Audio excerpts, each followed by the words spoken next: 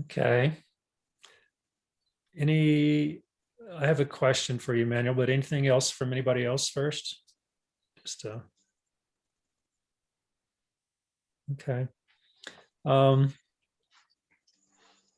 I don't quite know how to ask what I'm asking here, Emmanuel, either, but this is in the realm of the center in your love, and we come together around this as well. It's the love of the earth, and often expressed here as the love of the soil is a way of taking care of ourselves, and that they're not separate from each other.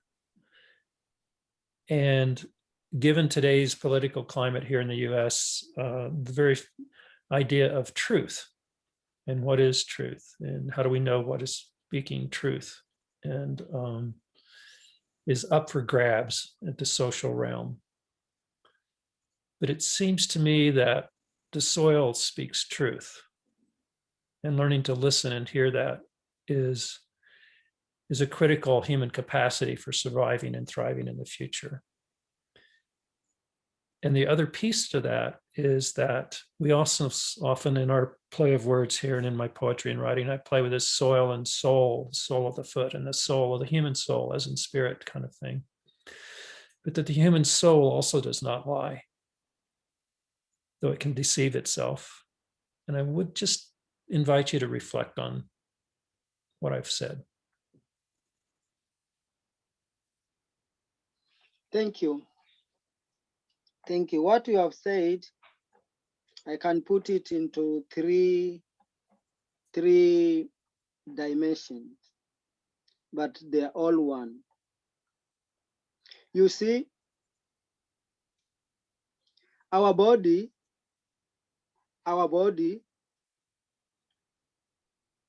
is alive because of the air that we breathe, the spirit that is alive in us. But when the spirit is out, it becomes a log or a body without life. The soil is a body, a huge, huge body. And the soil also has life.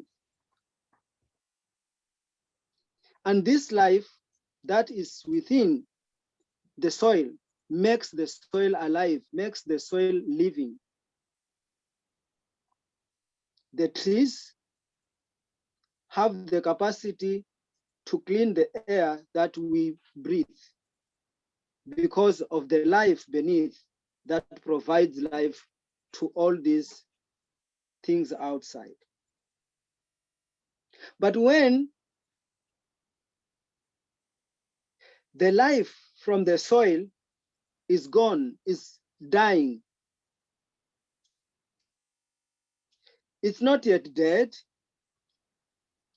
but it is struggling. It cannot breathe. Then even if we or me as a human being stand on that soil, I cannot think because the life is not communicating, because our soul as human beings, they are all connected. We might think maybe we are different from the trees. We might think maybe we are different from the animals. We might think maybe we are different from the ants or butterflies. They all have life with a lifespan as we have. So the most important part to make this is the balance within ourselves, within our heart, within the soil. It's my responsibility as a person to take care of the life within the soil. But most soils are dead, are not yet dead, but they are not breathing well because of human activities. And this has made us unstable. We cannot think as we could think. We cannot,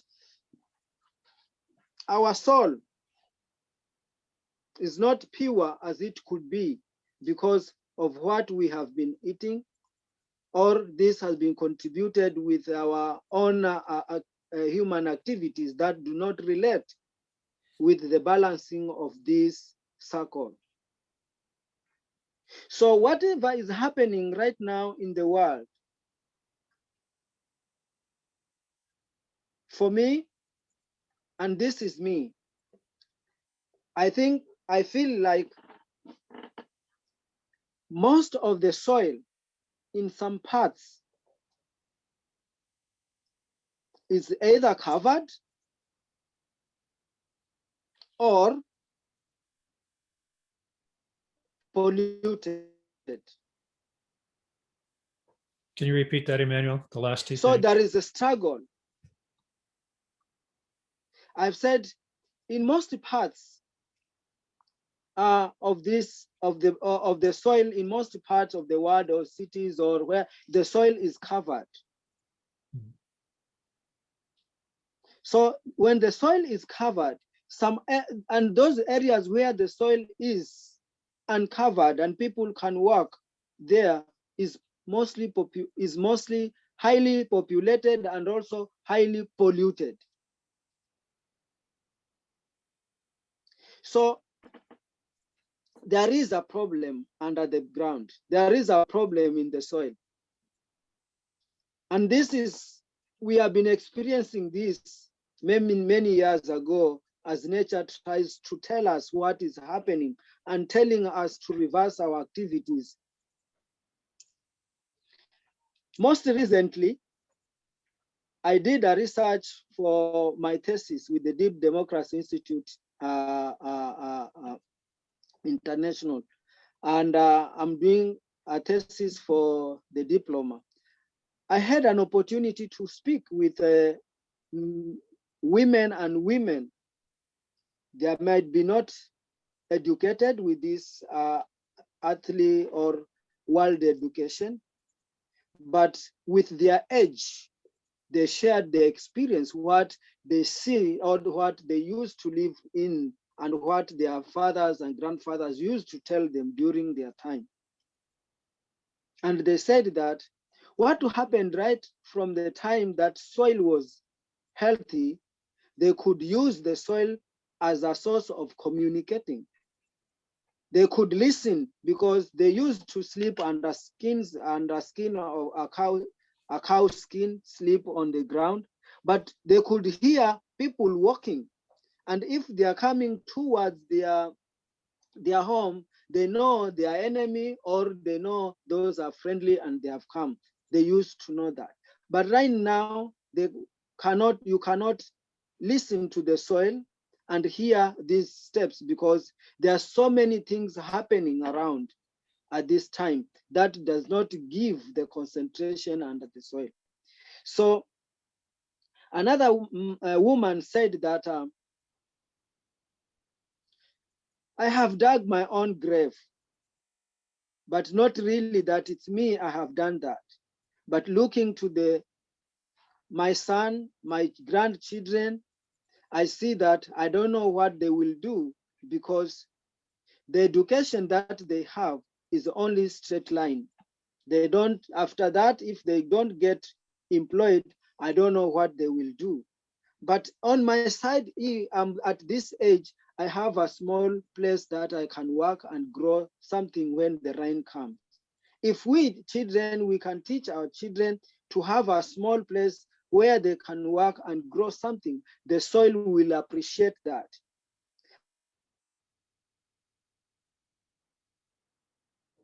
Concerning it's not only in the US where this political climate has really changed and it's now really burning or something's happening. It's not only there, it's many places around the world.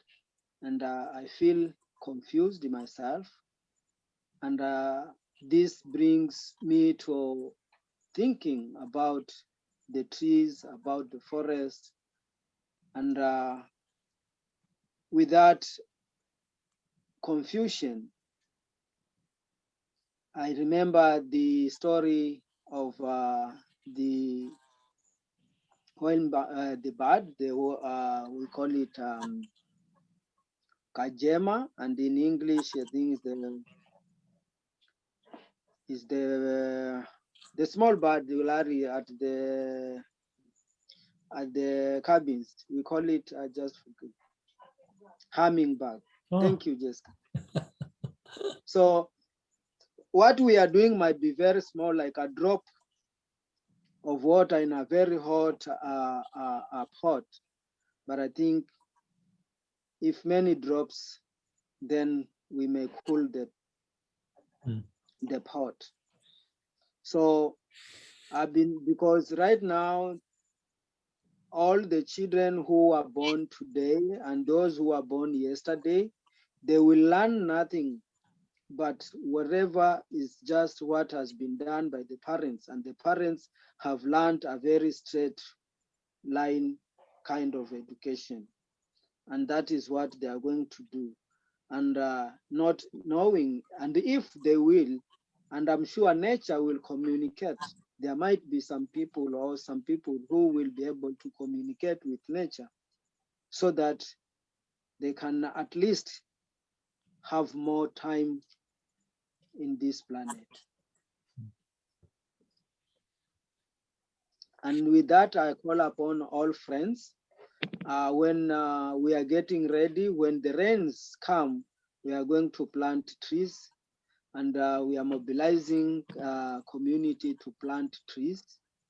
And we established a tree nursery. We are collecting seeds right now, and we already had this nursery that we established it during a International Peace Day. I think that was 2019, and we planted more than 7,000 trees during that day. And last year also we planted like 500 trees, but it's now our target maybe to have like 2,000 trees planted maybe in the coming rain season. So we are just doing this so that to create awareness for the community, to create awareness to the users of the soil, those who are using the soil, to use it with care, with love and protection. And they might be saying we are doing this for the soil, but they are doing it for themselves. They say we plant these trees in the soil, yes, but we are just helping the soil to heal, as we also need to heal our wounds. That was what the Nobel Prize winner here, Wangari Maathai, said. If we help the earth to heal its wound, then we are helping to heal our own wounds. So thank you so much, Larry, and thank you so much, dear friends. I'm open. If you have any comment, any question, we can help each other, or I would be happy to answer.